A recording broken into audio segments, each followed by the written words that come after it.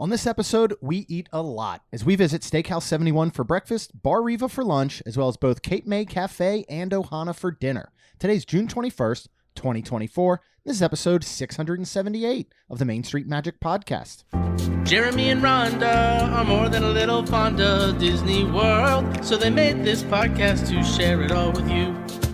Reports and resorts, top 10 lists of all sorts. Main Street Magic's bringing it home for you.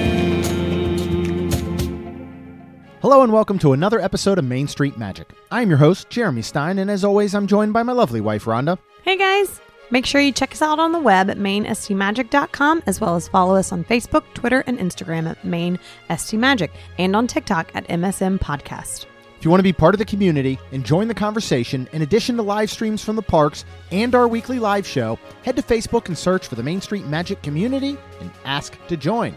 And don't forget to hit the subscribe button so you can get brand new episodes every Tuesday and Friday. Planning a trip to Disneyland or Walt Disney World can be overwhelming and at times just downright frustrating. But don't worry, because Mouse Dining removes the frustration of booking Disney dining reservations, alerting you when they spot availability for your desired restaurant, date, meal, and time. Visit msmfriends.com to use this free service. So today we are talking all about our trip and all about the stuff that we have experienced over our past trip. Food, Communicore Hall opening. Let's see, what else? There was a lot. Yeah, there was a lot. We're going to save talking about Riverside and French Quarter and do more of a deep dive for next episode. Okay. Because this one is going to be lengthy as is because of all the dining and then some of the stuff like Communicore Hall and Plaza and a few other things. So first, though, we do have this week's poll from our Facebook group. And the question was, which Walt Disney World theme park is your favorite? Which is your favorite, Rhonda? Oh, no, that's too hard right now. I know. Because I don't know. I don't know. I know. I want to say Magic. I just started to say I wanted to say Magic. Yeah. I'll be honest. It really is. And if you want to hear more about Tiana's and our thoughts, you can go back to the last episode where we ranked water rides and we talked about the preview and our two rides on Tiana's Bayou Adventure. But yeah, and a lot of the comments in this are, some are just clear cut and somebody just goes, well, I love Epcot because of this, or I love Magic Kingdom because of this. But a lot of them are, it's dependent on who you're with, on the trip, on, 100%. Which park. Like, my favorite park is the one I'm in. I mean, really. Right. I'm not like that famous meme of the guy with his girlfriend who's turning his head and looking at the other girl passing by. I'm not in Animal Kingdom thinking about Epcot, or whatever. Like, I'm in a park and I'm enjoying that park. But right now I would say Magic Kingdom, I think, is our favorite, right?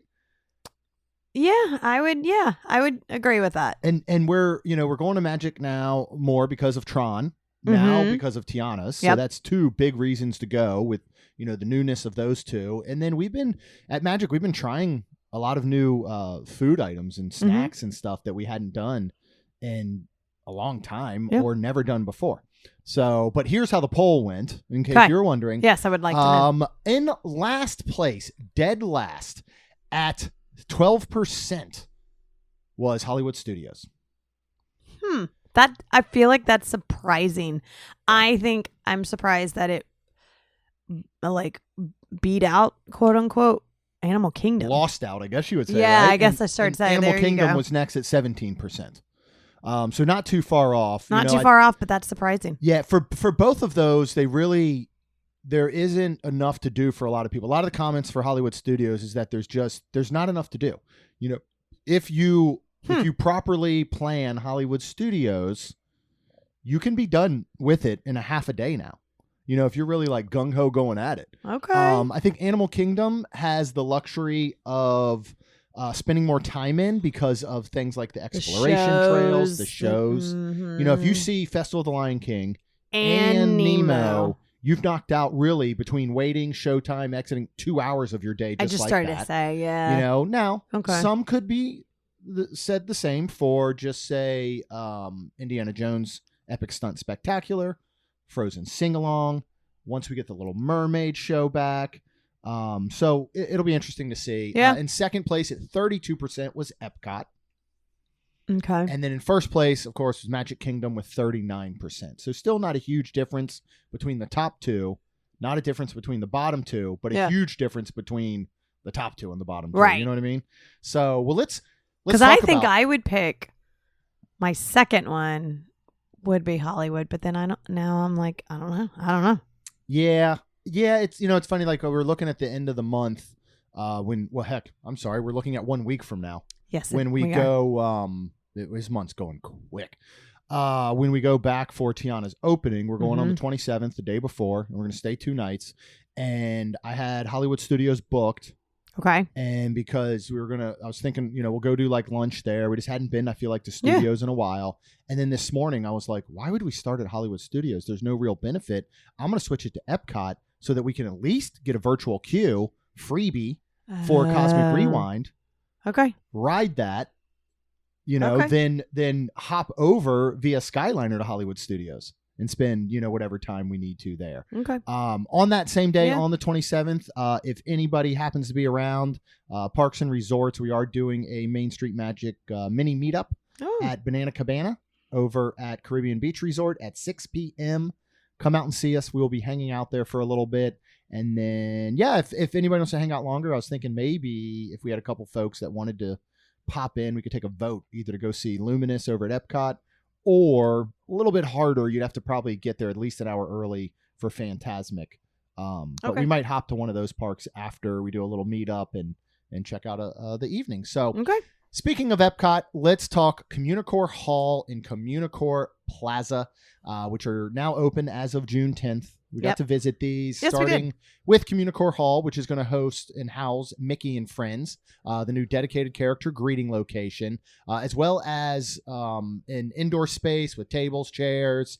There is now a Festival Favorites that is located right in the Communicore Hall area. Currently, they're actually doing Encanto inspired because of the Encanto show. We'll talk about that in a few. And then Communicore Plaza is going to have year-round live entertainment. This is an outdoor area that basically sits between all of these with the stage. Before we talk the Encanto celebration show, what do you think of this whole space? Now that the walls are down, now Disney was almost claiming like, the overhaul of Epcot is complete, which isn't really true because Test Track just closed for its refurbishment. There's still a few things they're that are just happening. refurbishing it. Yeah, so they're going back to they're supposed to go back. It's refurbished. It's being refurbished. It's still going to be a Test Track. Okay. But they're going to apparently go back to some of the things from when it was World of Motion, and kind of be like World of Motion Test Track, like mashup to bring you Test Track 3.0. So we don't know exactly, so we had the World of Motion, then you had that go into Test Track with the Crash Test Dummies, not the band that brought us such a wonderful tune as That's the name of the song. Okay. That once there was this boy with the guy with the deep voice. That's the Crash Test Dummies. That's an outstanding song. Is. And the video's even better. I think you should sing the whole thing. But I probably know every word is the crazy part. Wow. And then Weird Al did a wonderful parody Lord. of it. But anyway, moving on to things that are around Disney. Then we had Test Track 2.0, as we just most recently know it. Which when you design the car and stuff. Are they taking that out? Don't know. We don't know what they're doing. I think it's going to be some sort of collaboration of everything. World of Motion was a much slower ride throughout the indoor space. I don't remember World of Motion. I don't either. To be honest, I don't know if I ever wrote it. I'd have to go back and look at the years that it was around. Ditto. But anyway, so I don't know that Epcot is truly complete, and according to Walt, no park is complete. Ever. But what do you think of this area in World Celebration that is now complete? I want to go back and look at it some more I think we were hurrying. I felt like, I don't know why. So I felt like when we went in, but I like it. It's a lot of space. that Yeah. will be interesting to see what they do at the time come of festivals, because there was not, it just seemed a lot of empty space, but it was so nice to get out of the heat. It was very hot that day. Yes, very. It was really nice to just go inside and hang out. Mickey and Friends was super cute, a lot smaller than I expected. It is. But we rope dropped it. we and did. We were at that moment so we had early entry at 8:30 because we were staying on property, but we were arriving to Epcot and basically going through the turnstile right around 8:55. Right. So by the time we got up to Spaceship Earth, they were letting in the 9 a.m. regular park opening folks, and we headed straight to Mickey and Friends, and we had zero wait. Yes. Basically. I mean, people started to line in a lot behind us. Yeah. But we were some of the first because we just beelined right there. I mean, Goofy literally looked around the corner, and he's not the first one. Yeah. Which he walked I was down like, and looked oh. out the doorway. Yeah. I think the space is wonderful. I like the fact that right there we hit Minnie, Goofy, Mickey. Yes. The characters were they interacted a ton. Of course. They were always. They were wonderful. Yes. So really, really enjoyed this space for the meet and greet. Yeah, when you go back to the indoor Communicore hall space, so Disney is saying in their description that this is going to, and this was built as a flex space. This was not built to be one and done. Now them opening it during the time that nothing else is going on is weird. It is. But it's interesting. But it's nice because, again, like we were waiting on the Encanto, and Mickey and Friends was small where we were inside at the time.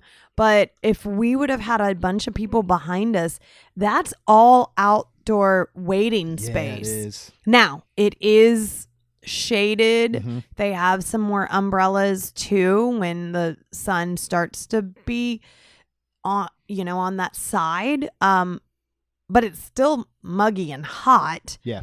So it was really nice to go in there, and it was just quiet. And It's going to be a great workspace during the non-festival times. Yeah. Disney is saying that this is going to be a flexible gathering and event space, including art exhibitions, live entertainment, cooking demonstrations, and more.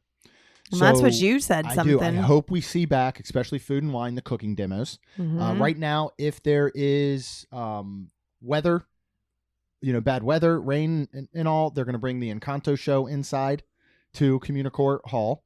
So is it what Disney originally promised and showed us? No, but nothing is. All of these, right. All of these things and plans that Disney shows, or any theme park or anything for that matter, you could talk about, I mean, shoot, I'll look at the newest Publix that they built near us. That was a completely different concept when it was first presented. It was supposed to be Greenwise. Yeah, it was supposed to be a Greenwise Publix. And it changed. And so now it's this hybrid of like a Greenwise and a regular, and this is their new style. But what I'm saying is that projects change over time. Mm-hmm. They just do. Yeah. It would have been wonderful to have this original festival center that Disney promised and announced through cuts and changes due to COVID and then coming after. It's just the way that it happens. I do think this was built as a flex space. It's going to be able to house these events, cooking demos, live entertainment, all of those types of things. I think it's going to be great in the end. And coming on, actually Tuesday's episode will be, I sit down with Daniel and Zach, the WDW Aristocrats, for Journey into Imagination series. Oh. And we do talk about this Okay. a bit. We talk about this space and all. And so I think if, for folks like us that have watched this be built over the past 5 years, yeah, we've walked past the walls for 5 years. We know all the details. We know all of the little, behind the scenes of what it was going to be and what it is now. It's easy for us and big Disney fans to sit back and go, well, this isn't what I thought. This isn't what they promised. You know who doesn't care and has no idea? The average family, the average park goer.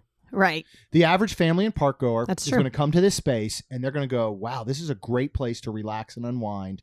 When it's hot out, it's going to be a beautiful space to go and sit, and they're going to have some different things happening in there. You grab something from Festival Favorites, you go inside, and during some of the months when it does get a bit cooler, you have this beautiful outdoor space that can be flex as well. Yeah. So, Disney's going to always look for an opportunity too. Yeah. Think about the possibility of Disney renting this out for corporate events or weddings or things like that.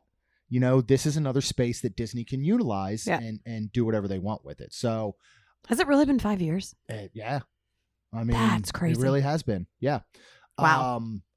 If anything, out of all of this space, which we recently opened with Dreamers Point and in those areas, now coming into Communicore Hall, Communicore Plaza, the only thing I think they really totally missed out on was having that big, odd-looking planter, and they should have put back in some sort of fountain. I think they should have done a really good nod, to going back to that. But this is what we got. So let's talk Encanto Celebration. This is going to be where the whole family can play trivia, dance, and sing along to some of your favorite songs from Encanto. This is now showing at 9:45 a.m., 10:45, 11:45, 1:25, 2:25, and 3:25. Going to last about 10-15 minutes. What did you think? Because this is not an exact copy of what we saw on Disney Cruise Line on the Disney Magic. No, but this is definitely an upgrade from that. Yeah, there's not a lot of noise. Yeah. I started to say children, but there is. I love that. But they don't, and it's outside. So I think it's way different and upgrade because it's outside, maybe. Because, I mean, maybe you put that inside and maybe it'd be loud. Oh, it's going to be. It was great though. It was super cool because they would do a little bit of trivia to go into a song. So then you could sing along. You could dance.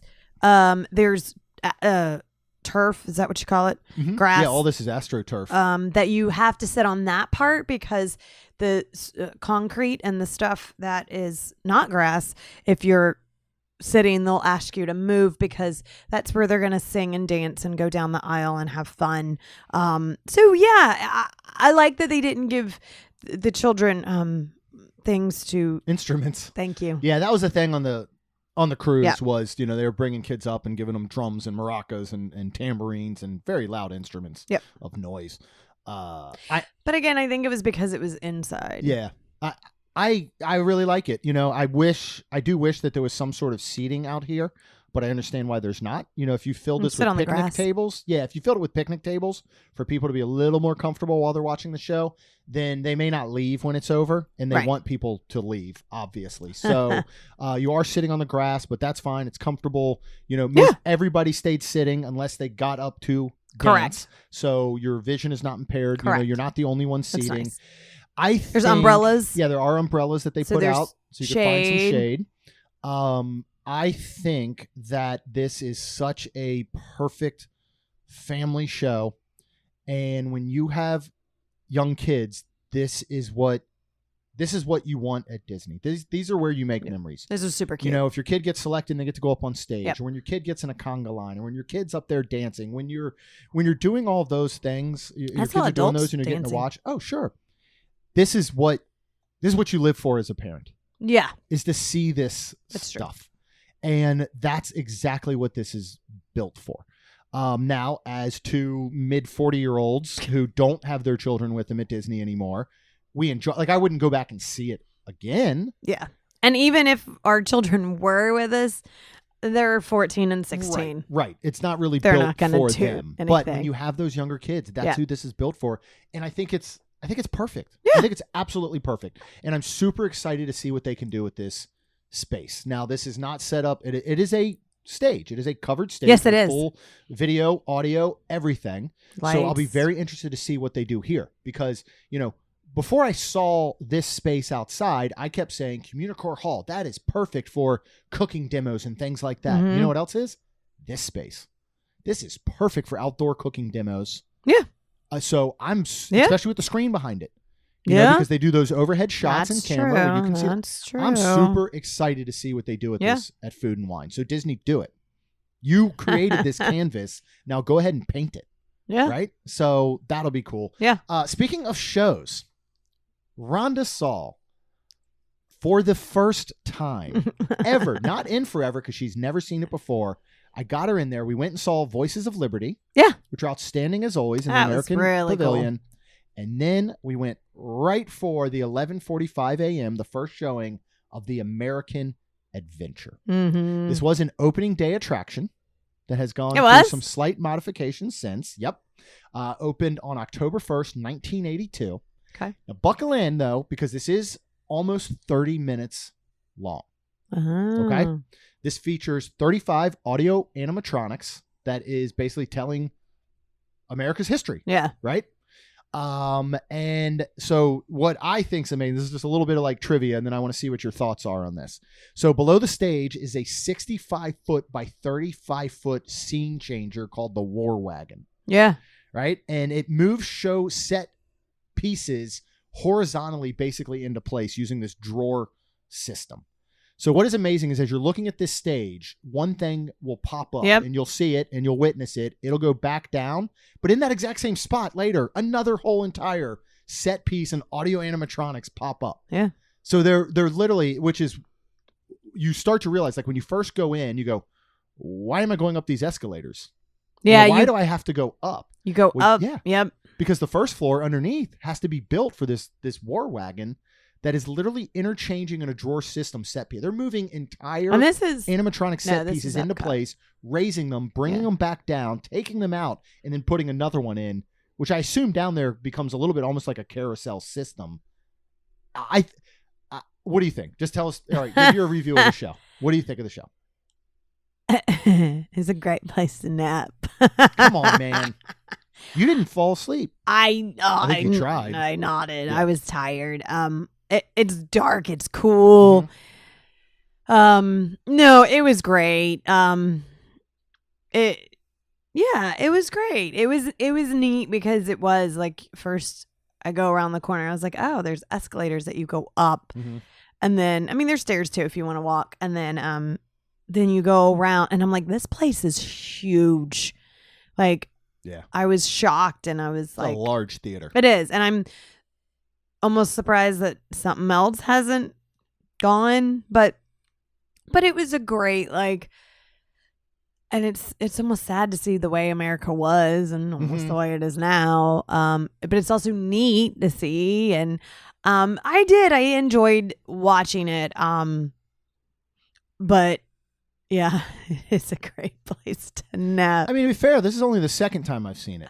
Yeah. Because I don't think it's not a repeatable. No. But at the same time, if it's so hot and if it's something like, I'm just like, we're going to be out late. I need a break. Yeah. Can I just come in here and sit for 30 minutes? I mean, it'd be great too if you have young kids that you just need almost a break too. Yeah. But no, it was super cool. The set pieces were really impressive. I think the boat scene was really cool because it reminded me of Universal, where I don't know really almost what was moving. I think the boat was moving for a little bit, but then I think it stopped and then the screen was moving and it was just super cool. Yeah, I really enjoyed watching it. There were a few parts in it that was a little air quote unquote boring.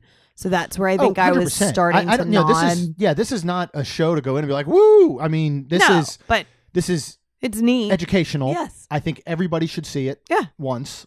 Mm-hmm. But I think so much more you go, not only for the history of America and the educational component of it, but just the way that it is composed. I mean, there's a part where an animatronic Ben Franklin takes steps upstairs and across part of the stage. That was crazy cool. Yeah. It's insane. Like, so just to see, and again, this has been around for over 50 years. Yeah. So it's pretty mind-blowing when you look at that aspect of it.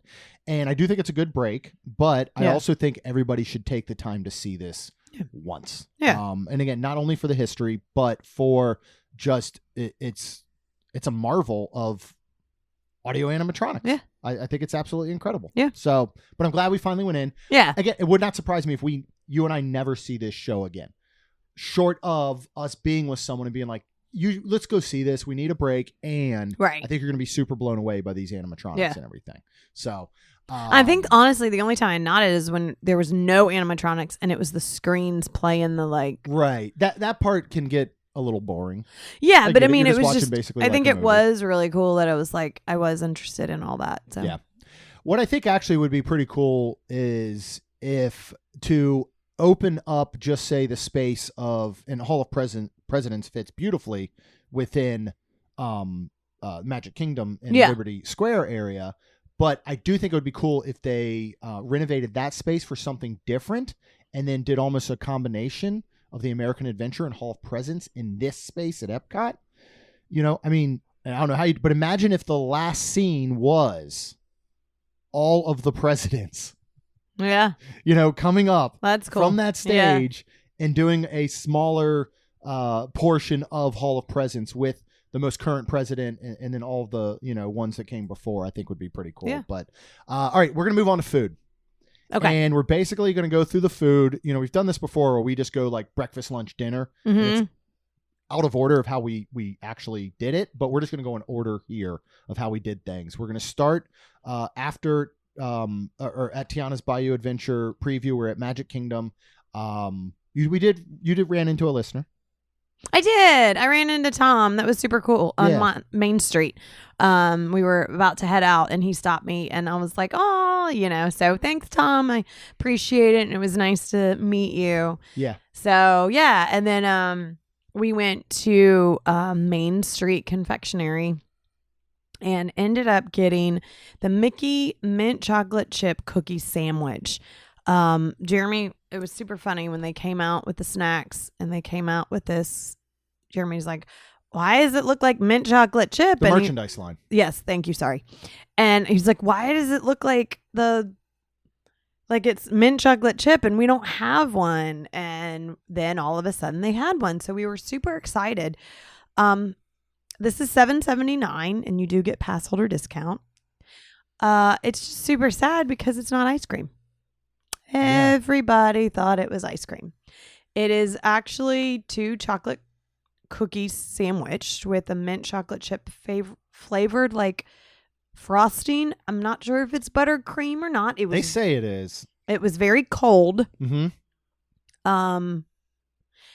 Buttercream doesn't have to sit in cold. It doesn't, and buttercream is creamier than this. This was what I think they did breakable. Well, what I think they did is you're right. Buttercream does not need to be refrigerated.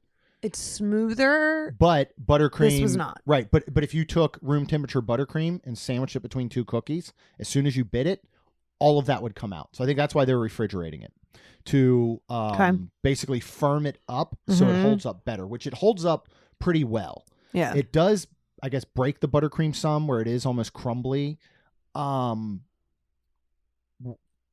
would you not make this a mint chocolate chip ice cream Mickey sandwich? I don't know. Nothing about choosing this portion or doing it this way over making that ice cream makes any sense whatsoever. I enjoyed the taste together. Yeah. Because it was still cold. The flavors, everything was good. It was almost like I want another bite because it was like the mint and I liked all that. But I won't get it again. I was sad because it wasn't. And the buttercream, and you said it best, over at Epcot at Caramel Couche, if they had that type of center in the mint chocolate, then I mean they'd have knocked it out. Yeah, this would have been better. Or make it mint chocolate chip ice cream. If this had been mint chocolate chip ice cream, dare I say, this becomes one of the top 3. Yeah, 100%. Quick desserts that you could get on property. 100%. For people who like mint chocolate chip, I'm picking this over a Mickey bar every time. I'm picking this over the standard Mickey ice cream sandwich. Like this would be outside. Well, that's every where I just bite don't took, understand. I thought, why isn't this ice cream? Because that's what I just don't understand. The chocolate cookies are the same from the ice cream sandwich, correct? I'm 90% sure. It's same cookie. It's now my guess is possibly because they make so many of these things inside of Main Street Confectionery that they're making these cookies on site in the confectionery as opposed to the prepackaged Mickey ice cream sandwiches, which are coming from a third-party location and being shipped here, and then they're serving them. But here's an idea. Let these be an option. Prepackaged, make them wherever you have to. I think it's Nestle that makes these, or Dove. I can't remember who makes the sandwiches. I don't know. But, Nestle, Dove, whoever it is, have them just do one with mint chocolate chip ice cream inside. Yeah. And it is going to knock it out of the park. Yeah. It will be, I think it'd be up there on the levels of Dole Whip. And it's going to become a classic Disney snack that people want every time they go. Yeah. So I'm glad we tried it. Yes. Would not get it again. Correct. And my review would be save your money for something else inside the confectionery.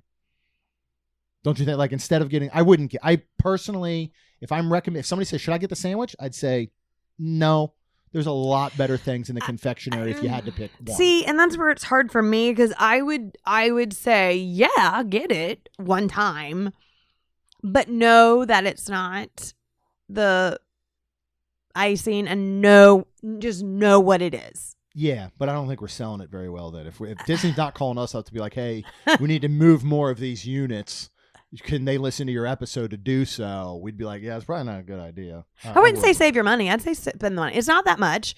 No, it's not. You get pass holder discount. I think it's like it's a little over $6 or something. I got a positive spin to put on it. It is good. The flavors are good. Yeah. It is not something that it's shareable. Exactly. That's what I was going to say. I don't see someone sitting down and eating this entire sandwich. No. So it is a very good shareable snack. Yep. You could split this among a family of 4 to each try it. Yep. Only spend $7.79, less if you're a pass holder. Yep. And then I think it's worth it. But if you're saving a treat for yourself for the day. Yeah, don't do this. Yes. There's plenty of better things to get. And that's where I think I was just thinking, because again, I wouldn't get it again, but I think it was worth the money. I think it was good enough for you and I to share. I can agree with that. Yeah, I can agree with that. Okay. And I will say this. We ate about half of it or so. There's a little bit left. Put it back in the bag. We were heading towards a trash can with it. And I took it out and took another bite. So and did you took I. another bite. And we barely threw any away. Correct. So that is fair. I won't get it again until they make it ice cream. Correct. And then I will get it all the time. Real quick, Cosmic Rays. We had not eaten at Cosmic Rays in so long. You wanted some French fries, but I did.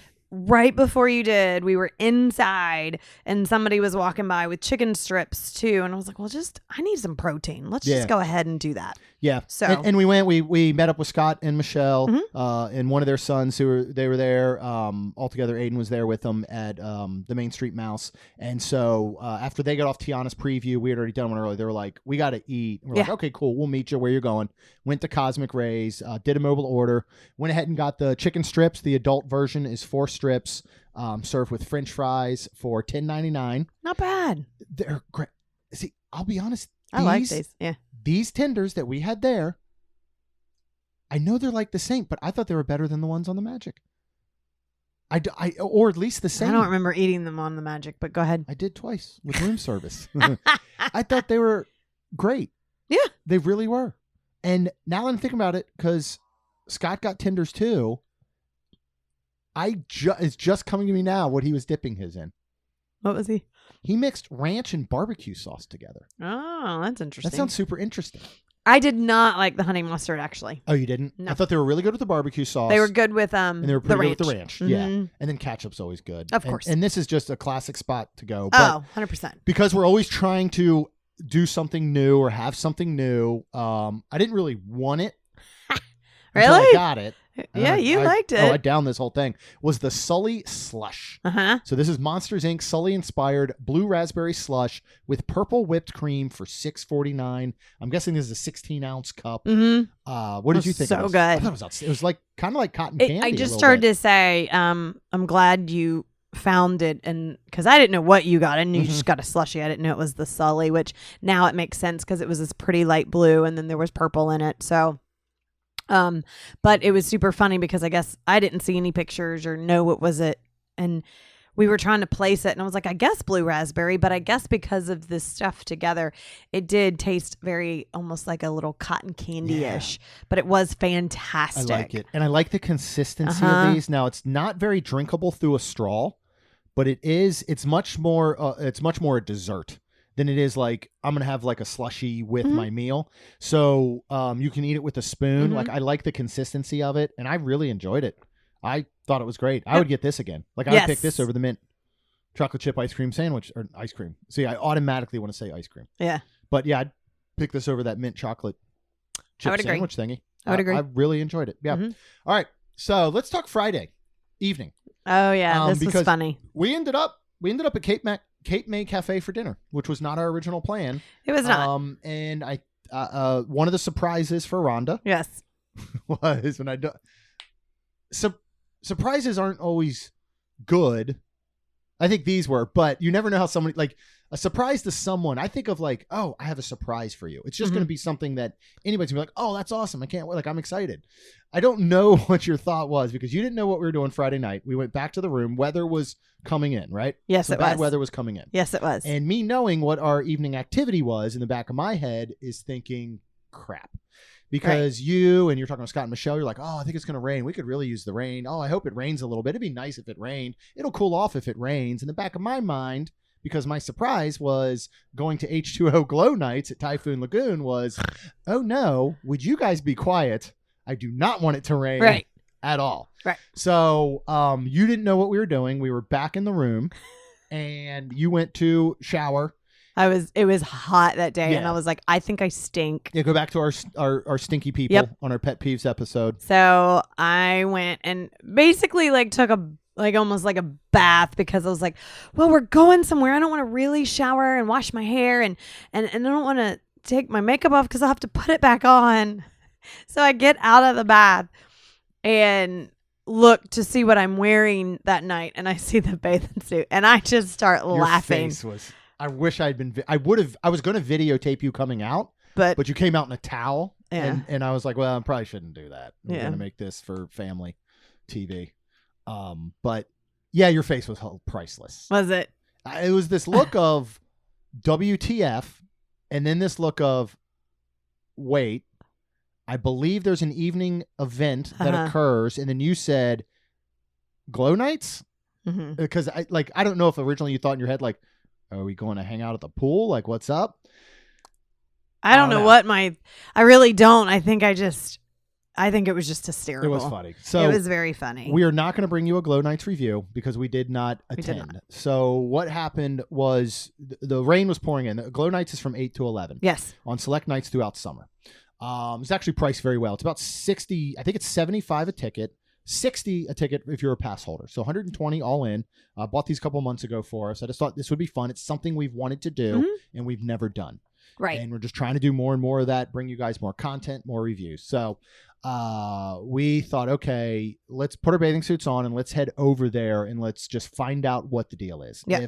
If Disney is basically going to say there's nothing we can do, and this is pretty much what it is. They're basically saying, we can cancel the event. If we do, you will be offered another date. If that other date's not going to work for you, you can talk with them. They're going to refund your money, but they're not automatically just going to say it's raining, so we're canceling. Here's your money back. Like, well, and it wasn't just raining; it was thundering and lightning. It was, and so we got over there. We started head over there. We drove over. It was close to probably 7 by the time we were arriving. Yeah, because we were waiting for a bus, and that took forever. And then you have to transfer. You have to transfer to Disney Springs and then to Typhoon.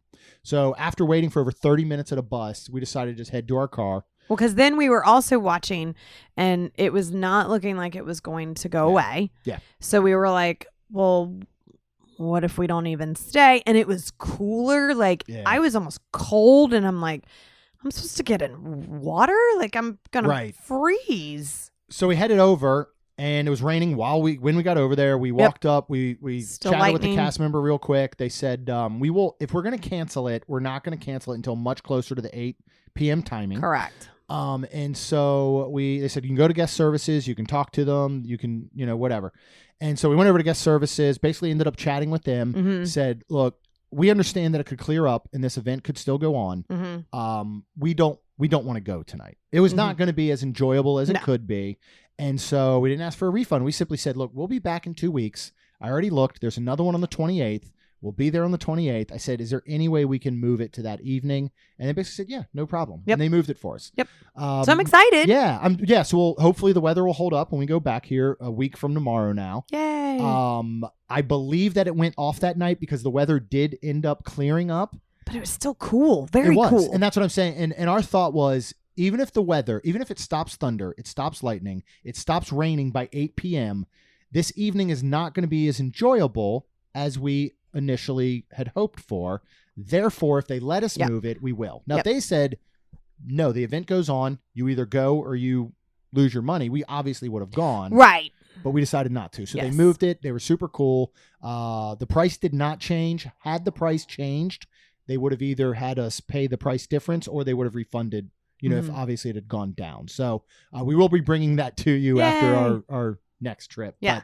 So from we were starving. Yeah, we were starving and we're still in our bathing suits. We're like, we got to go back to the resort. Correct. And we got to change. We're not wearing our bathing suits out to dinner somewhere. And I just looked up what was available. Yep. And what was available for about the next 30 minutes or so. Yep. So we landed on Cape May Cafe for an 8:15 dining reservation. Yeah. So we went back to the room to change. And then I was like, let's just drive. Yeah. It's just easy. We can park because we have a dining reservation. Yep. They were super great about that. Super great. So we did. We went over there. And of course, this is located at Disney's Beach Club Resort. This is American and seafood. This is casual dining and character dining, but breakfast only, which I was very grateful for. And this is buffet. And we love the breakfast. We do. And I just didn't want, at this time, at this mood I was in, I was like, I just want to eat. I don't want anything. We weren't in the mood for anything. It wasn't immediately we're like, let's find a place that does Mexican or American or seafood or anything. And we knew, hey, a buffet like this, you're going to get. Well, you started reading and I was like, yes, that sounds amazing. Yeah. Your pricing is only $47 per adult plus tax and gratuity, $27 per child. And, you do have some dining plans and discounts. You have one table service for breakfast and dinner. And currently with pass holders is 20% off until June 26th, which usually is your 10%, which adding that extra 10, making 20 makes a big difference. Really does. Yeah. You still have a Disney Visa, which is 10%. But yeah, I'm like, what else can we do before June 26th? Which kind of is sad because nothing. Well, we do one more. Now. We do some other stuff. But I mean, yeah, I hate that it's going away the 26th. And here's the thing. I'll tell you, after the discount, adding tip, this was $100 for the two of us. Right. Which for dinner for two at Disney already is a great price. And for a buffet like this is outstanding. I'm looking right now. We're looking at doing Mama Melrose on the 27th when we go down for lunch. Okay. And I was looking at the menu real quick. It'd be easy for us to get to $100 pretty quick at a regular restaurant if you got an appetizer, you each get an entree, and then you get a dessert to split. Yep.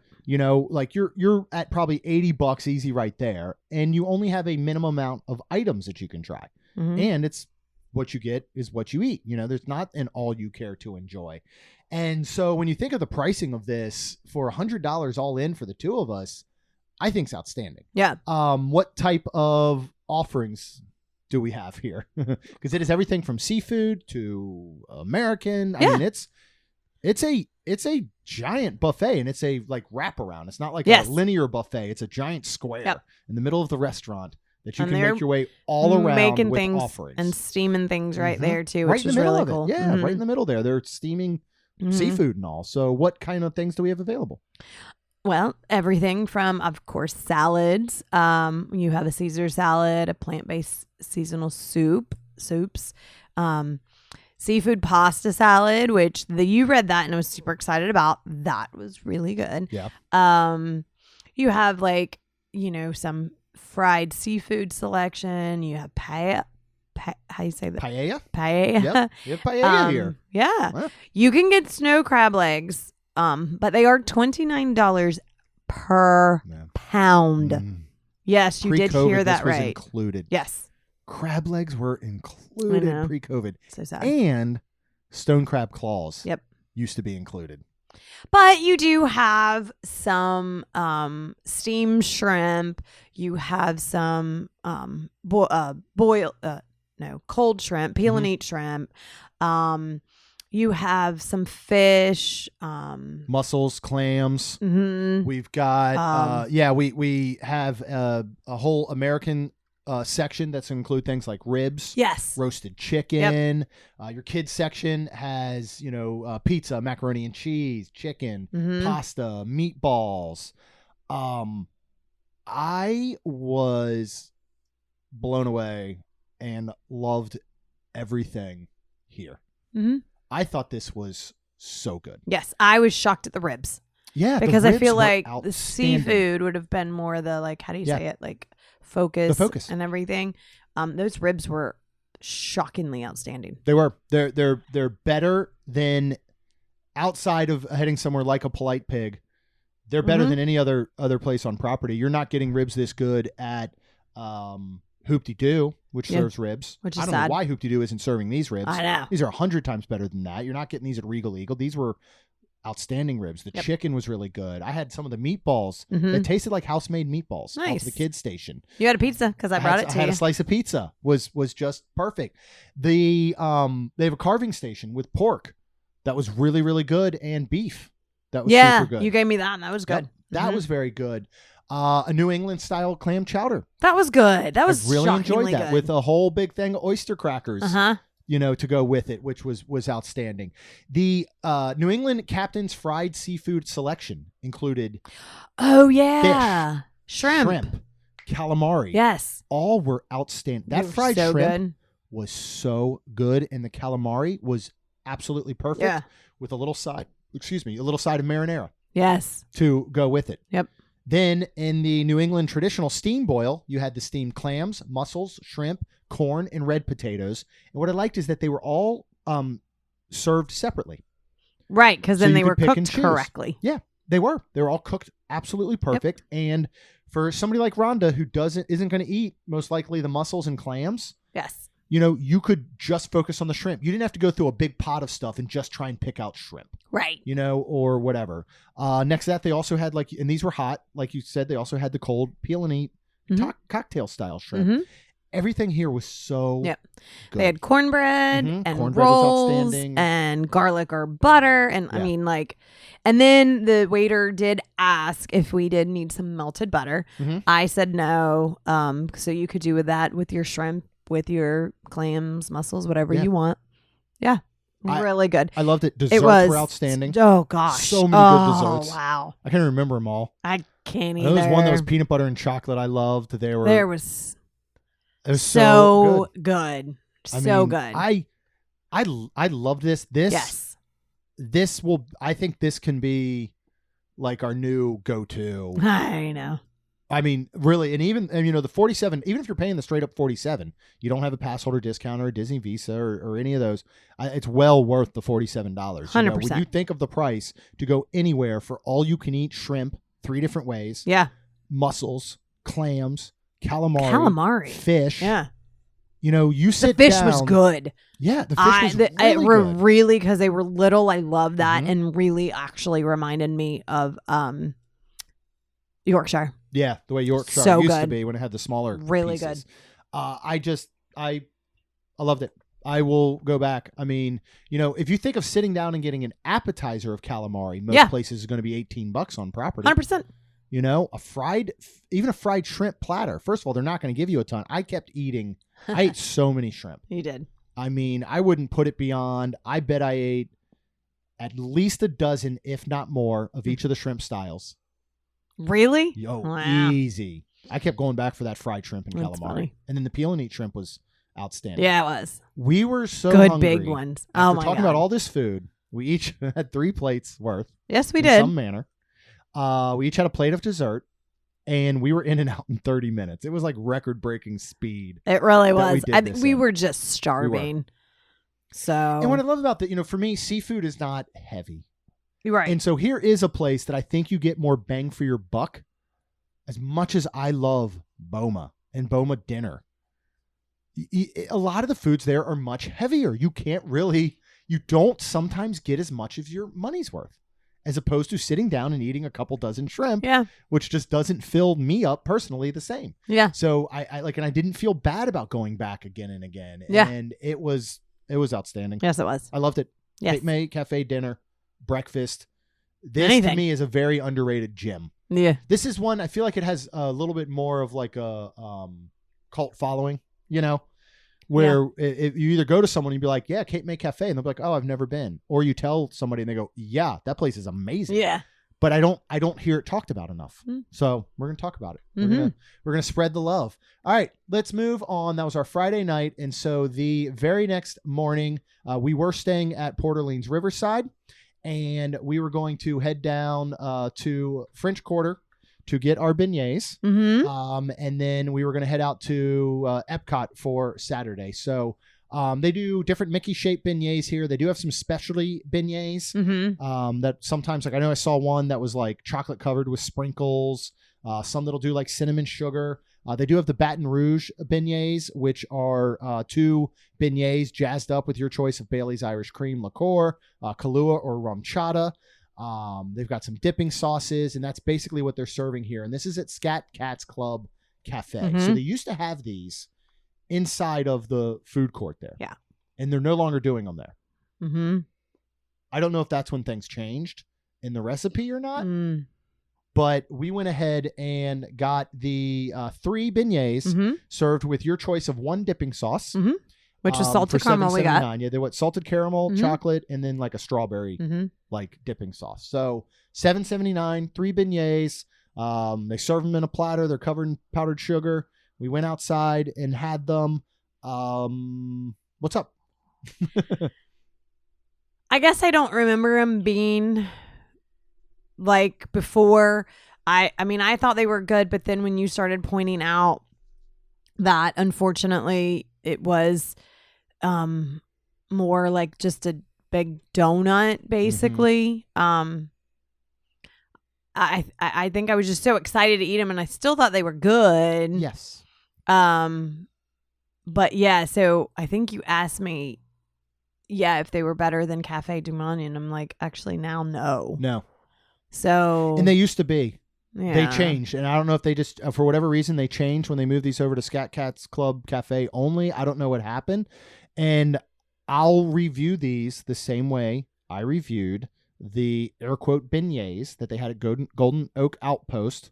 They're back in February over in Magic Kingdom for Tiana's, famous beignets. These are not beignets. They're delicious. They're not beignets. Right. These are dense. They're thick. They're a donut. Yeah. They're good. I do enjoy them.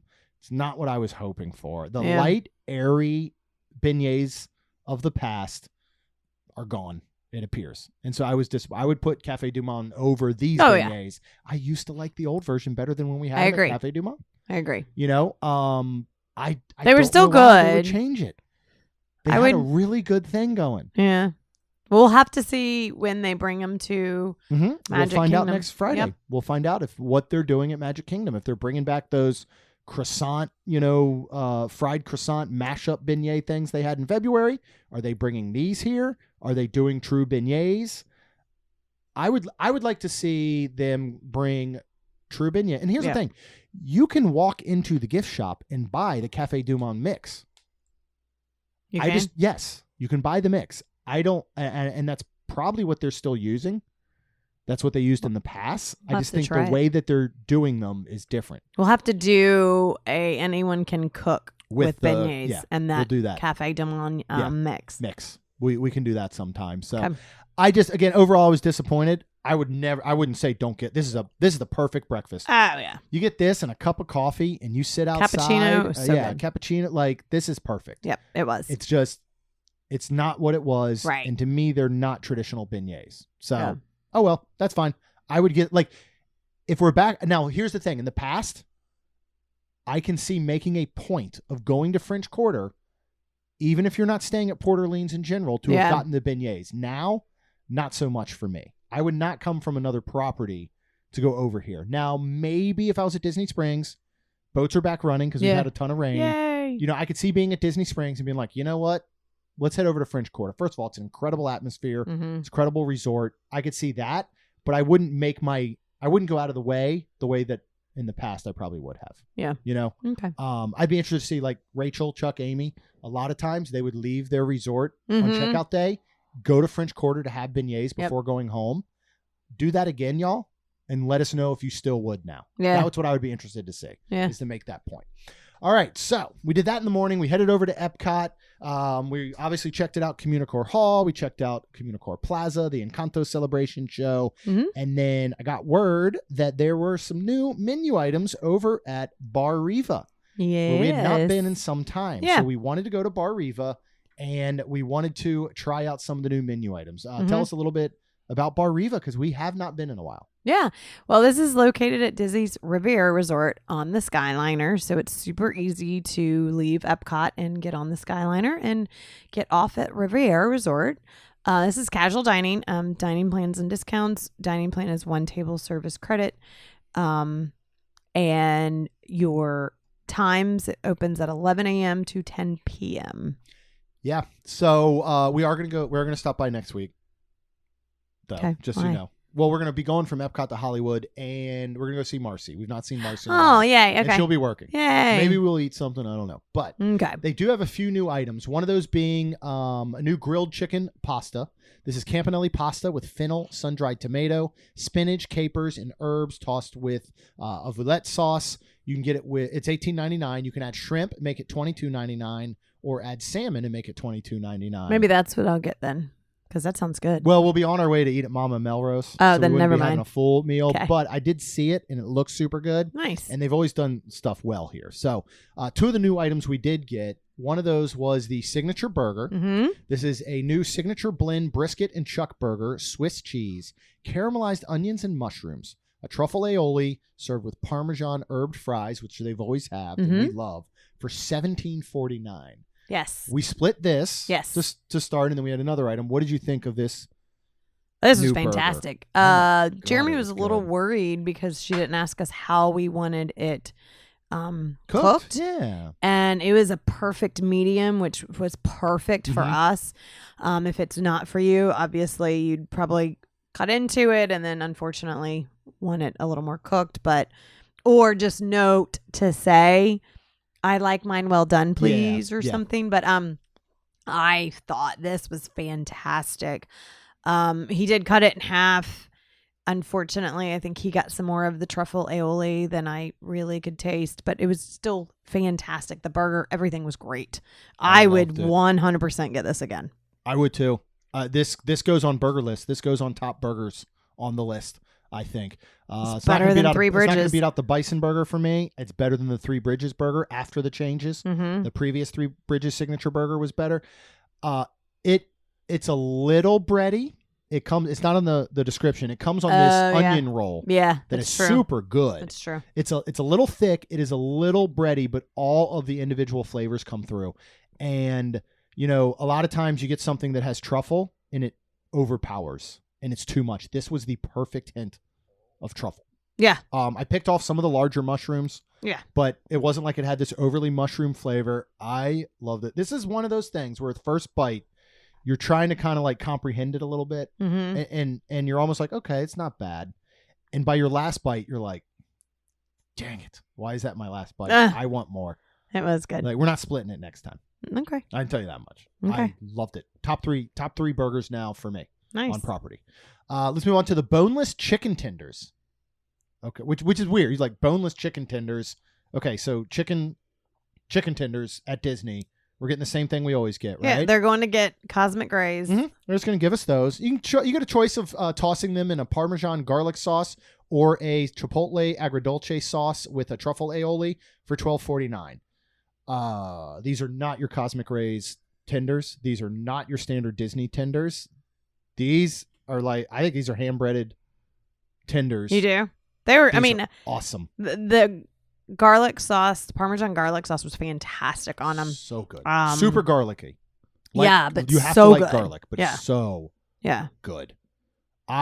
These now, sauces aside, I know I keep going back to this, but it's only because everybody promised me the Disney Cruise Line had the best tenders ever. This is what should be on the cruise line. Okay. It's different because it's different. Yeah. These are not your standard tenders.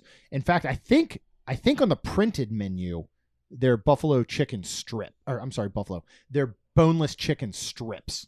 They don't call them tenders. Okay. The breading is super crunchy. The chicken inside is super tender, like cooked to perfection. I loved them. It's a big portion. There's a lot of them. It's a really big portion. We took some with us. Yeah, we did. Put them in the fridge when we got back to the room. You ate them later. I had one later that night. Was it good cold? Outstanding. Nice. Absolutely outstanding. I love them. Yeah. So good. And I think what's great is, knowing when we had younger kids how picky they were. The type was like, it says you guys have mac and cheese. Is that Kraft mac and cheese? Please let it be, because they won't eat anything else. I think if you veered off with a picky kid and got these, no sauce, obviously, probably, they're going to still love them. They're not going to be like, oh, this is too fancy. It's hand breaded. It's not the frozen ones I'm used to. Right. I think any kid would love this. Anybody would love it. I would go back and get the burger and these again. Yeah. I know we'd have to split them, but still, it was perfect. Yeah. And then they have a new dessert. Yeah, you got. I tried to keep it from you, but then you peeked because you went to the bathroom and I ordered it. Yeah, you did. You didn't know what it was. You didn't know what was new. But then I know you saw it. I think you saw it on the menu. I did. Peeking out. And I was like, oh no, it's ruined, because I just wanted them to bring it out. What is it? Well, then we had to ask about it. Yeah, because I think they had forgotten. They were so busy. They were slammed. But Desiree and Tina were killing it. Yeah, they're awesome. So it was a Riviera cookie skillet. So it's a warm Riviera cookie topped with pistachio gelato for $7.99. The pistachio gelato was interesting by itself. Mm-hmm. But it was a chocolate chip cookie, and all together, it was stupid good. It was very good. So good. I would get it again. It comes in a little skillet, but it's not cooked in the skillet. It's actually a plastic skillet. Yeah. For safety reasons, I would assume they're not going to bring you a hot skillet direct out of the oven. That's saved for Mexican restaurants and fajitas. Yeah. But I really enjoyed it. I think it could be a little bit better, but I loved it. And I couldn't put my finger on what it was. I think it was the pistachio gelato. I think if it was possibly because it was a chocolate chip cookie, if it was just plain vanilla, would have been good. It still worked. Or cookie dough ice cream, or cookies and cream, or something that fits a little bit along with the chocolate chip cookie. But it's again, very shareable. Mm-hmm. It was delicious. I would get this again there too. Yeah, I really enjoyed it. All right, so let's move on to that evening. We got a couple more things to talk about here. We're going to go and stop at Narcoossee's. Yes. So we love Narcoossee's. Yes. We love to go now. Go there and rope drop at 5 p.m. Mm-hmm. If you don't have a reservation, you just want to grab a drink or maybe some apps, or you can access their full menu. Yep. You can go sit at the bar area there. So we dropped by not only to go there and see our friend Chris, but we just like sitting at the bar area, and we're meeting up with Jess and Landon from Vacation Grocery Delivery. So this was a great spot to do so before we headed over to dinner. And they have brand new beverages. Yes, they that did. We had heard about several months ago that Mm-hmm. they were working on, and they're out now. Yep. If you go back to episode 618, 655, you'll get some dining reviews and some of the food. Right. They do have a new dining menu as well. They've added some new items. So we're going to go back for it. Yeah. One of those items that I don't know we will purchase is the Narcoossee's Chilled Seafood Plateau. Why not? Which was recommended by Sergio. Yeah. Who works the bar there. I would do amazing. This. It comes with king crab, tuna poke, colossal poached shrimp, and coconut Thai mussels. Those you could eat, but I would eat everything else. It's $139. $139. Do you think that would be shareable? And if not, well, it's 100% shareable, but I don't know that it's going to be your meal that you're going to walk away from. This is an experience. This is, when you go to fancy steakhouses, they do seafood towers for an appetizer. It's a shareable appetizer. And this is about the price of what you would pay for that. Mm-hmm. So the price is not insane for what you're getting, especially when you look at king crab legs on there. So I could see doing this. I could see sitting at the bar area, having something to drink, and doing this. Yes. So let's talk about the new drinks. Yeah. Right? So the one that we did not try was the Yuzu Black Peppercorn Gin and Tonic. Or I should say Rhonda did not try. It's Monkey 47 Gin and Aperol Liqueur, house-made Yuzu Black Peppercorn Tonic, lemongrass, beetroot, and soda water for $16. This is what Jess Jessica did had, get. and she did enjoy it. She did. I did not taste it because I was like, nah, it's all right. Yeah. Because not only did I get my drink, but Chris also made us another one, and I thought he was just going to kind of make us a taste. He made us a whole one and then was like, you don't have to drink it all. Which then I did share kind of with Landon, and then Jessica tasted it, and then I did end up drinking, and this was the spiced basil cocktail. I did drink the rest of it when we were sitting because we were just hanging out. This is chili oil washed. You want me to read it? Yep. Okay. This is chili oil washed Siete Mysterios Mezcal, Grand Marnier liqueur, a saffron basil tincture, strawberry, agave, and lime for $17. Yes. When we go through these and you hear these strange ingredients like a saffron basil tincture and the yuzu black peppercorn, all of these are being made in-house. And Chris ran us down the way that they make all these different things, and it's absolutely fascinating. Yes, it is. It is outstanding. They are like, using oh my gosh, why did I just completely lose what it's called? When you sous vide? Yeah, sous vide. Thank you. They're sous videing like the saffron basil and tincture. yeah. Like it's just, and so he was walking us through the steps of making these and the yuzu black peppercorn and all, and it's unbelievable what they're putting into the beverages here. This is like, I don't know. I'm trying to think of another. The Edison is doing types of things like this. This is the ice plant that's down here in St. Augustine. This is truly craft cocktails, where they are making every single ingredient and they're infusing different liqueurs and they're like, it's amazing what they're doing here. Yep. So what did you think overall of this one? I really, really liked it. The mezcal was the smokiness of it, which I kind of got that the most. I honestly didn't know Grand Marnier was in it. I love Grand Marnier. And the saffron basil, like, I didn't get one punch of major except probably the smoky mezcal. But all of it together was just fantastic. It wasn't spicy to me, and Jess doesn't like much spice either. And so she tasted it and she was happy that she didn't get. So if you're looking for, like, it says spiced basil cocktail. If you're looking for spice, like you're like really wanting that, you're not going to get it, I feel like, with this. But it is fantastic, and I would absolutely get it again. Yeah. And that's what they do such a good job here of, is composing these drinks to work collectively. Yeah. As opposed to saying something like, oh, I mean, again, you think peppercorn, like, all right, I'm putting peppercorn, in my drink. That could be overpowering. But instead, it's that hint that helps with all the other flavors, and they all work congruently together, and it becomes amazing. Yes. The one that you were so excited for was the salted mascarpone espresso martini. Yes. And he had told us about this before, and we were like, as soon as these drop, you let us know, and we will be back. This is Grey Goose vodka, Kahlua liqueur, Joffrey's coffee, Italian espresso, and cane sugar with a mascarpone Di Serrano liqueur foam. For $18. Cheese foam. Yeah. Mascarpone is mascarpone cheese. Cheese foam. Yeah, it's cheese foam.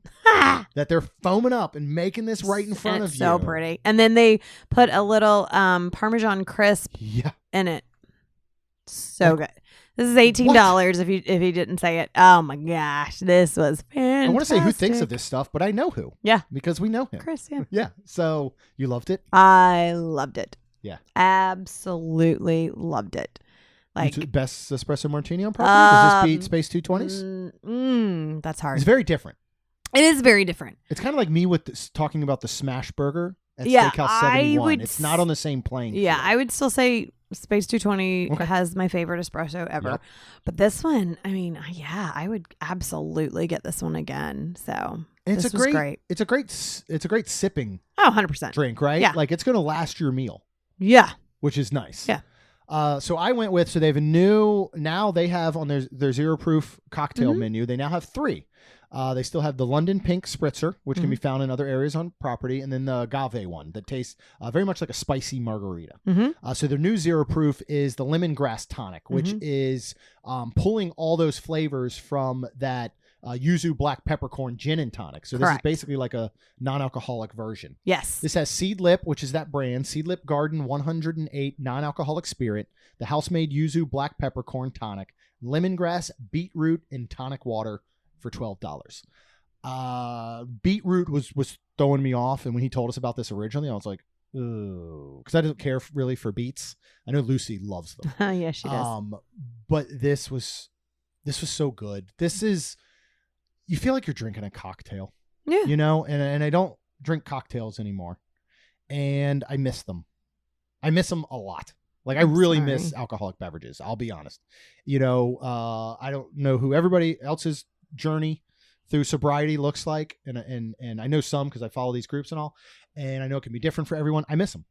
I want cocktails again. I miss whiskey like crazy. So thanks a lot, Fraser. You got me into it a year before I quit it all, but like I've said it before, you know, I don't want to go somewhere and just get a lemonade. Oh, look, we have non-alcoholic beverages. Yeah, it's a lemonade. Right. This, again, they're putting the time in for this yuzu black peppercorn tonic to have lemongrass and beetroot. You know, they use this Seed Lip Garden non-alcoholic spirit. I felt like I was drinking a drink, like an alcoholic beverage. And I get to watch them make it at the bar where they're making everybody else's drinks. Mm-hmm. And this is one of those first times, along with that outstanding menu on the Disney Magic. This is one of those times, like I didn't feel left out. Right. And it's real easy to feel left out when you spent the past 25 years going to bars and to restaurants in Disney and drinking with everyone. Right. You know, and it's easy to feel left out when, you know, somebody orders a drink and normally they're like, you want to try it? And I can't now, you know? And so I didn't feel left out. I didn't at all. And so I appreciate that. And I hope that this starts to infiltrate more and more into some of the other bars around property. You know, we talked about that before. The non-alcoholic and the zero-proof crafted beverages are becoming more and more popular with younger generations. So I think we're going to see more and more at Disney, and I just appreciate it. So thank you guys. Thank you, Chris. Yay. All right. Dinner that night was a surprise. So we had another, Rhonda's gonna get come out ready of the for shower. the evening, come out of the shower, and I'm going to lay out on the bed her outfit for the evening, and we see if she can guess where we're going, which you did not for quite a little while until I finally was like, dude, do you have any ideas? Yeah. So what did you come out of the shower to find? I found my dress that we got on the the Magic at Castaway Key, and we all have matching, me, Chuck, Amy, have matching clothes. Yeah, and me. And I got Jeremy. Button up. So I have my button up laid out that matches your dress. Yep. Tommy Bahama pants. I've gotten more use out of those pants. I'm so happy. Than anything I've spent $100 on in my life. Good. I'm gonna wear them later. I'm gonna wear them tonight just for funsies. Okay. Are you? They're so comfortable. Good. They could double as pajama pants. As much as the Tommy Bahama shirt, I love the look, bothers me with its upkeep. You need to iron it. Yeah, these pants are out. You could ball these pants up and stick them in your pocket and walk around the parks all day, and then take them out of your pocket. Are you sure? And put them on. Okay. Not a wrinkle in sight. Well done, Sir Bahama. You've done very well. Yes. Okay, move on. So, he ends up saying, you know, and my dress is a very pretty like cruisy, like beach, like got some Hawaiian flowers. So he was knew like, we were doing Narcoossee's for meet up with Jess and Landon. Yes, and to I grab did know the that. New beverages. Yeah, Correct. You knew that part. I knew that part. Yeah. So then he was like, do you know where we're going? And I was like, well, I would say the Poly, but there's no more the Spirit of Aloha one. So I was like, and then all of a sudden I was like, oh, Ohana? And you were like, yeah. And I was like, oh. Do you know the last time we ate Ohana dinner? I mean, I really don't, because we've actually at Tambu are able to get a lot. So last time we had dinner at Ohana was February 14th, 2019. Wow. With the girls. Okay. And we sat at the window and we were able to watch the fireworks. That was super cool. Yeah.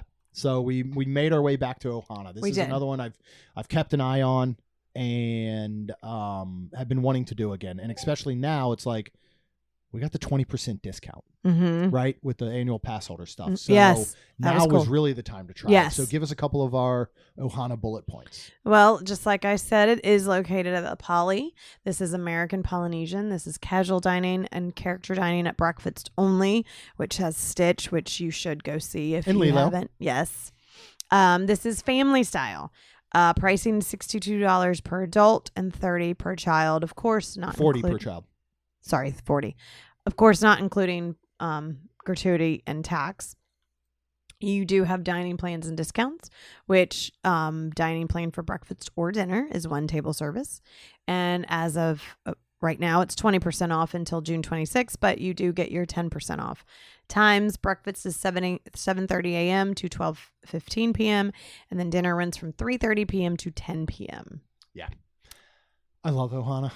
I do I too. really do. I forget. So, I mean, okay, doing Tambu is fantastic. And, you know, that's where I love my noodles and stuff. But holy crap, I forget about the signature Ohana bread with honey butter. Yeah, this coconut bread.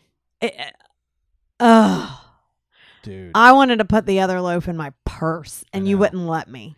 Well, it wasn't going to fit. Well, it would have been I very didn't care. obvious you were smuggling a loaf of Don't bread in care. your new tiny Dooney and Burke Stitch purse. I know. Which, by the way, you got the wallet. I did. Haven't And even opened it yet. Thankfully, still you in got my- the purse.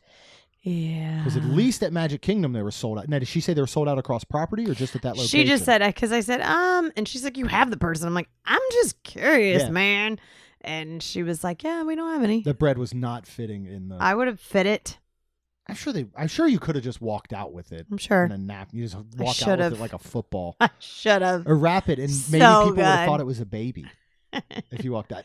Good idea. Bring a baby Bjorn with you, and then you just put the loaves of bread in the baby Bjorn as you walk out, and nobody would be the wiser. But yeah, oh my gosh, that bread is so good with the honey butter. We had a great seat. Love it. We did. A wonderful seat. As far as the two top goes, Yes. we were only basically one table over from a view overlooking the pool of seeing Magic Kingdom and Cinderella Castle and Space Mountain lit up in the distance. So we had a very, very good table. We did. It was perfect. Let's talk about everything that comes. First that comes to the table is the mixed green salad with a citrus vinaigrette, which is a waste of stomach space. It is. But we still try we everything. Did. And it's really good. It's a dang good It's salad. really good. I'll be honest, if they served that at Tambu, Yeah. that salad, and you could get like grilled shrimp or chicken or something or That'd be steak on it, I would fantastic. order it as a meal over there. Yeah. It's really good. It's fresh. The citrus vinaigrette is good. So I love that. So you get through the bread and you get through the salad. Then they bring you your next little skillet and what comes in that skillet. Oh, you're my pork dumplings tossed in a garlic chili sauce, my Ohana noodles, and chicken wings. And then, unfortunately, for the healthy people, Unfortunately. because I don't need none of that vegetables on my plate. I tried them. They're stir-fried vegetables. I did too. I had a baby corn. Yeah. You did. I did. Yeah. Did you eat it like Tom Hanks? And Yes, Big? I did. Remember? You did. I started to. No. I wish I had videoed that. It was adorable. And then, but my noodles and my pork dumplings. Like, I didn't even eat the wings because the last time we had them, got them at Tambu and they were fantastic. Yeah. I just wanted my stomach room for noodles and pork. The vegetables were good. Dumplings. They were cooked right. They still had a little bit of like snap to them. They were fine. I have to say this because my brain fixates on things and then I'll be lost. Do you think somebody wrote that into the script, that Tom Hanks' character picks up this baby corn at this fancy party and eats it like a regular corn of cob? Or do you think that Tom Hanks, I'm sure it's out there somewhere I could look up, or do you think Tom Hanks took that upon himself as kind of like an ad lib of, wouldn't that be funny if I ate this tiny piece of corn like a regular corn on the cob? He's supposed to be a child in an adult body. Correct. So, do you think, was it written into the script? Oh, I don't know. Tom Hanks, character, Baskins, what was his first name? I don't know. Picks up baby corn, eats it like regular corn. Like, was that written somewhere? Or did he just come up with that? Because it's brilliant. I think he just probably came up with brilliant. it. He's a very brilliant man. He is. So I love Tom Hanks. I do too. All right, so everything there was good. I don't know if it's because these all come in one, right? So your wings, Yeah. your nudes, your pot stickers, and your vegetables all come in one skillet, right? I don't know if it's that the little bit, what are they, the honey coriander wings? I don't know if it's some of that sauce and a little bit of the sauce that the vegetables were stir fried with, or that liquid, and then the chili sauce from the pot stickers. I think it's the pot they stickers. Run into the noodles. I think it's the pot stickers because they're better than when you just sit and get noodle only bowl at Tambo. So normally when I at Tambo, I get pot stickers and the noodles. But they come separate in two separate bowls. They do. But because of all the sauce, I have put the noodles with the pot stickers before. And that's where you get So the next time we go to Tambu, we'll just take the pot stickers bowl, pour it on top of the noodle bowl, and just eat them like that. Because these noodles are better than when you sit and get them at Tambu. And now if you don't want to take the time and you don't want to spend the money, still highly recommend you just go to Tambu. Yeah. And you order noodles, pot stickers, wings. That's fine. But because you can even get the ribs. No, right, ribs, right? You get ribs there, which are not available here at Correct. Ohana. You can get skewers of chicken. That's right. I believe you can get the shrimp there still. So everything in this is delicious. Yes. And if at this moment, if you didn't know better, and they said this is the end of the meal, do you want dessert? I don't think you'd be disappointed. No, I wouldn't. Those wings, are stupid good. Yeah. Might be the best wings on property. Ooh. They're cooked perfectly. They have those little bits of crispiness, and then the sauce, the honey coriander sauce is amazing. They're so good. But that's not it. That's not all. Wait, there's more. I know. Because next, you get a trio of meats that come out in their own separate little adorable skillets on top of this wooden board, and that includes your wood-fired grilled teriyaki beef, peel and eat shrimp coated with Ohana seasoning, and your grilled chicken. Let's start with the chicken. Okay. Because amazing. They said it was teriyaki chicken. No. I thought they did. Teriyaki's with the beef. This, sorry. Shoot. Now I forget what it's, again, what was it's different on the printed menu. What did they say? It's a sweet and sour. Sweet and sour That's what chicken. it was. That's how they describe it. Because I'm like, hang on. Yeah. I knew it was something so you're thinking because of your local Chinese place with the little fried kind of tempura chicken bites with the red sauce. Kind of excited for that. Yeah, it is not that whatsoever. It was not. No. And it was not sweet and sour to me. No. It was grilled chicken, which was good, and it was white, so it was cooked to perfection because it was not too dry for me. Super moist. Very good.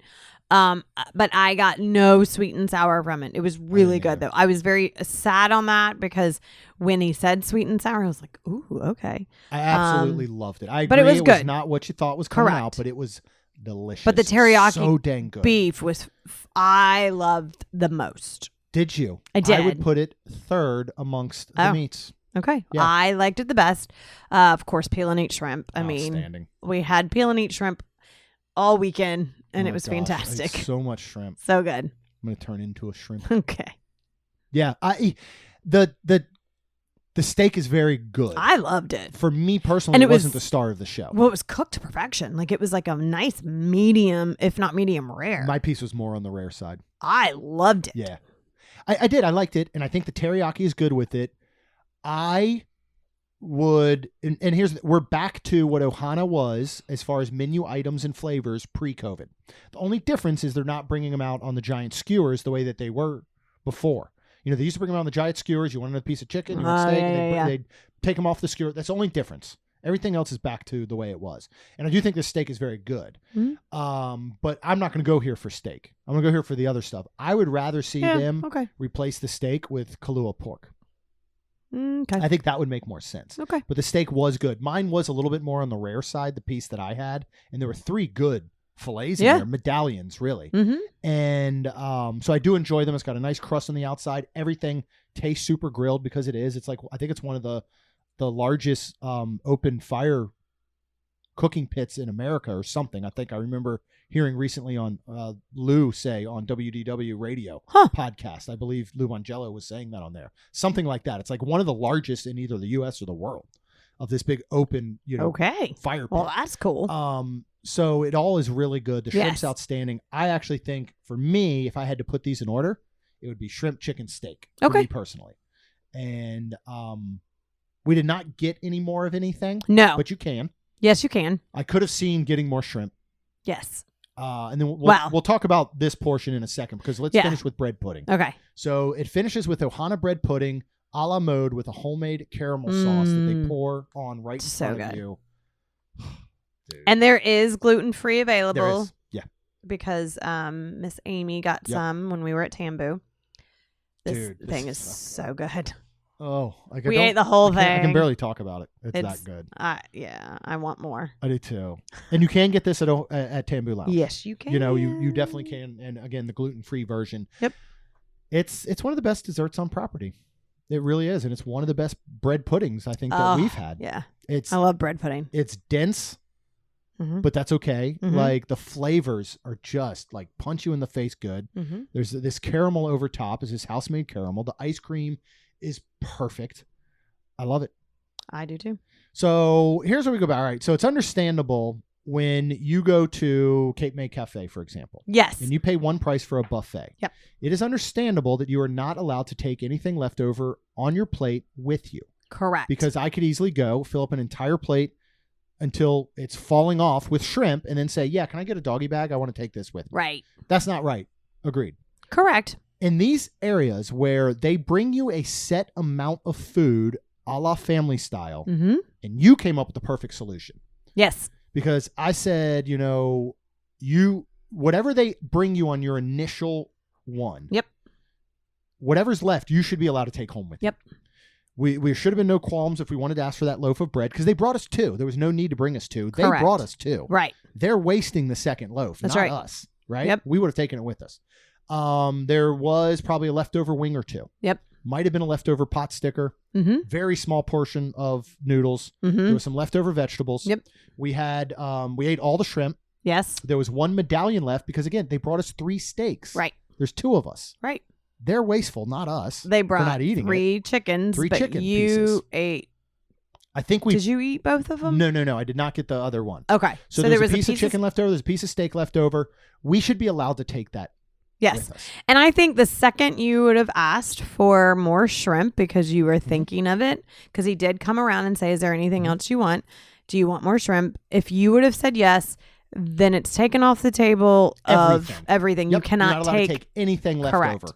I agree. I think that's the way it should be done. But when that initial everything comes out that they're determining, again, it's not like they say, are you going to be enjoying the shrimp, steak, and chicken this evening? Right. How much would you like? Right. No, they're bringing a set portion to your table. So again, the fact that 1 piece of steak went to waste because we were full isn't our fault. That's theirs. And I know that they compost and they make good of much of this stuff. But I would have eaten it later. We 100% cold. We would have brought it home, ate it cold later, or we would have packed our cooler and brought it home Sunday and had leftovers. So I do wish they would do that. But I like the idea. If you even asked for 1 more chicken wing, then they tell you, yes, I can bring you another chicken wing, but just so you know, that means you're not allowed to take anything else that's left over with you. Yeah. I think that'd be fair. I agree. So listen up there, Disney. Yep. We have one more restaurant to talk about. Oh my gosh, I'm so hungry. You see now why I've gained so much weight recently? And I can't seem to knock it off at all. Seriously? It's all those sweets, man. Like, it is, I'm telling you. All right. We did finish off. We had breakfast for the first time ever. We've done lunch here at Steakhouse 71 over at the Contemporary. Yep. We had a wonderful breakfast meeting. Yes, we did. More on that to come in the future. I'm not going to touch that part right now or who we had breakfast with. A little vague posting, vague podcasting there for you. But cool stuff is happening. All right. So let's talk about Steakhouse 71. They do have appetizers for breakfast, which I feel like is not something you don't see an appetizer section, right? Yeah. But they've got oatmeal that is plant-based. They've got a fresh fruit plate. They've got fresh baked breakfast pastries. This is one of those places that I think it would be neat. Now, this is not like Topolino's for breakfast, where you it's per person and you get to pick an entree. It might be neat if they did it that way. I think it'd be neat if they brought out fruit. I agree. And pastries for the whole table to start. Yeah, I agree. Instead of being an extra cost. Yeah. Even if they decided, hey, we're then going to charge you a set portion per person for you to pick one entree or whatever, and then this is included. But we've got everything from a classic American breakfast with two eggs cooked to order and potatoes. You get a choice of bacon, pork sausage, or chicken sausage. They got regular eggs Benedict. They got Steakhouse 71 seasonal pancakes, which were peach cobbler. Peach cobbler. Yep. That sounds good. And then she was saying that you could get them a side. You could get them however. Yeah, you could get them as a side. You could add on. You could, Yeah, I like that. Yeah. I kind of wish we had done that now, but just to try them. Not me, because it's peach cobbler. If they would have said banana. Peach cobbler. Okay. Really? Yeah. Peaches are delicious, but peaches for me. Isn't that a song? Yeah. The presidents of the United States of America. Okay. What were you talking about? Oh, if you peaches. Okay. Peaches is the fruit, right? Uncooked peach. When you get one that's perfectly ripe, like a pear, that's hard to beat. The problem is getting them perfectly ripe. Now, if it would have been a banana Foster pancake. Oh, heck yeah. I'd have got a side of that easy. They do have Walt's prime rib hash. They've got a ham and cheddar omelet. They've got avocado toast, Western omelet, veggie omelet. I thought you were supposed to get the Walt's hash.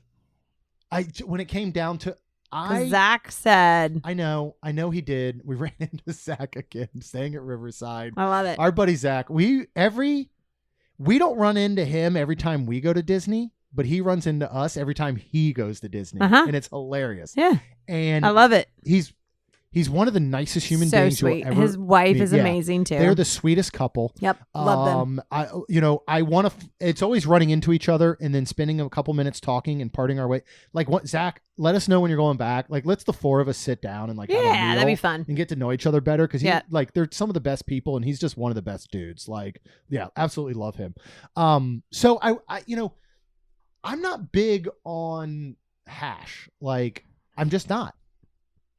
And so I don't want potentially waste a meal on it and not like it. Okay. So I didn't get it. No. I was going to get, I'll tell you exactly what I was going to get. I was going to get the Floridian Eggs Benedict. Why? Well, because it's 2 poached eggs and a crab cake with hollandaise atop a toasted English muffin served with breakfast potatoes for $19. And I was all set to order this. I was excited to order this. And then Rhonda went first, and you ordered this. I did. So I decided not to. Yeah. So talk about it. You did give me some. So thank you. I did. You get 2.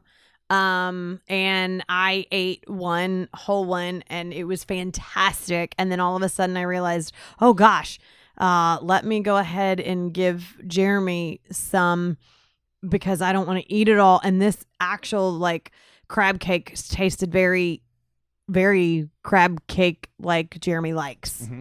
So I thought it was fantastic. I would absolutely get this again. Yeah. I mean, it was so good. Like the eggs were cooked perfect. The crab cake was perfect. The hollandaise sauce was great. Yeah. It was so 100% good. Yeah. There was somebody posted in one of the groups, Facebook groups the other day, where do you get a good crab cake on property? And it was because all the comments to follow were like, well, it depends where you're from. Yeah. Are you from Maryland or Delaware? You don't. So Jessica tagged me and said, I think this is a question for Tag Me Jeremy Stein. Mm-hmm. And I responded and said, there's really not. But what I didn't realize is that they have these crab cakes available on the dinner menu. Oh. And these are good crab cakes. Yeah, they are. These are about as close to Maryland or Delaware crab cakes you're going to get. Mm-hmm. So I'd like to go for dinner and get the crab cakes, because these were outstanding. Well, let's go for dinner. I was super impressed. And I thought, right now? I'm so hungry. By the time we got down there, we could eat dinner. Yeah. I loved it. Thought it was outstanding. I went ahead with the steak and eggs. And this is 2 eggs, any style. I got mine over medium. Yep. Or easy. Over medium. With breakfast potatoes and a béarnaise sauce, which is served on the side, mm-hmm. which I appreciate very much, for $21. Eggs were cooked perfectly. When you eat eggs like this, and you actually eat the white portion, and you're like, dang, that's good egg whites. Like, you're doing something right. Yeah. Like, the seasoning was great. Yep. They were cooked perfectly. Nice runny yolk. I got the steak medium rare, and it was cooked to perfection. It is this piece of sirloin steak. The potatoes are so good. I almost feel like there's a hint of truffle oil in them. Okay. They're great. They're not like I love a good home fry that is right. pretty much just a fried potato. Right. And nothing else to it. Maybe a little salt, maybe a little pepper. You put some hot sauce there, great. These, I think, are done on a skillet with a ton of flavor and oil, and like they're outstanding. Mm-hmm. Everything here was good. It was great. I'll go back to it. If you had served me this at Palo, I walk away as happy as can be. Okay. This is what should have been at Palo, you know? And the steak was delicious. I loved it. I would get this again here. Well, it was the super perfect funny steak and because eggs. you did not eat No. as much as I, and Yeah. I was even like, I was conversating with our guests you a were, lot because we know I'm the talker. and yes, the dreamer. You but thought something was wrong. I with my meal. did, because at one point, was it Palo when I was like, do you like, and you were like wanting to be like, shut up, Rhonda, but you never said it. Yeah. And I'm trying to remember the restaurant we were at, because I was like, are you okay? Is and you wanted to just tell me to shut up because I would never say shut up. Okay. I would But say, I'm not prepared to talk about this right now while there is other company amongst us. well, anyways, I was like, oh my gosh, does he not like it? You left so much I know. like on your I loved plate it. that I absolutely when we loved it. walked away and you did Yeah. say you loved it, I was Yeah. so happy to hear that. I was talking with our guest a lot, you know, and we were. And would you say you were nervous? Sure. Oh, okay. Yeah. But this was Steakhouse 71 is really good. Like we loved our lunch when we Yeah. went there, you know, and we haven't been for dinner. You know, I would we'll like have to go for dinner, and I'll get crab cakes. You get a proper steak, and then we kind of split them. Okay. You know, and go back. And again, you can't beat the location. You're at the Contemporary. And as It's much super as we nice. kind of, you know, razz the Contemporary, you know, and it looks like an old airport inside, and they just filed permits to refurb Bay Lake Tower. So we don't know if they're going to bring those incredible themed rooms or what they're going to do there, but they are going to do it. We then walked over to ride Tiana's again, and we walked back to our car after, because you have the 3 hours to park, you know, and so we went ahead and we took advantage of that and walked over to Magic Kingdom and came back within our window. And I looked at you, I was like, dude, as much kind of stuff as we sometimes give Contemporary because we just don't get it, man, nothing beats that walk over I told our to- guests that I would love to stay in the rooms Yeah, the main- inside yeah, the the main regular tower. building Yep. because of how they were built off property and then taken to the Contemporary and Yeah. pushed in like a cassette tape or Right, something. I know. Super freaking cool. Man, it was good. It was Yeah. really good. Contemporary, Steakhouse 71. And I know that you can go sit at the bar area here and order as well. So that's something I could see us doing. It's not a super hard reservation to get. Nice. You know, it's not like crazy or anything. So dinner will be on the list for the future for sure. Mhm. Well, that's it. That's all we ate. That's was all it. we got, That's all- folks. Yep. That's all I got to say about that. Yeah. So anyway, again, if you want to catch our weekly live stream that we're doing every Thursday evening, we'll be doing one this evening. Oh, What what are we doing? Oh, yeah, that's right. Our weekly live stream. We'll have a whole host of topics and news and stuff. You can join our Facebook group, Facebook community, Main Street Magic. We also do now in-park live streams. So we did a room tour of Riverside. We streamed the whole Encanto celebration. Did a couple other things there. So that's super fun. We did the Mickey mint chocolate chip, not ice cream sandwich. But head out to Facebook, search for the Main Street Magic community, and ask to join. Of course, if you hit subscribe, you get brand new episodes every Tuesday and Friday. And as always, Rhonda and I would be super duper thankful if you could please leave us a rating and review. Because it'll help our show grow. That's all we've got. We'll see you real soon. Jeremy and Rhonda are more than a little fond of Disney World, so they made this podcast to share it all with you. Reports and resorts, top 10 lists of all sorts, Main Street Magic's bringing it home for you.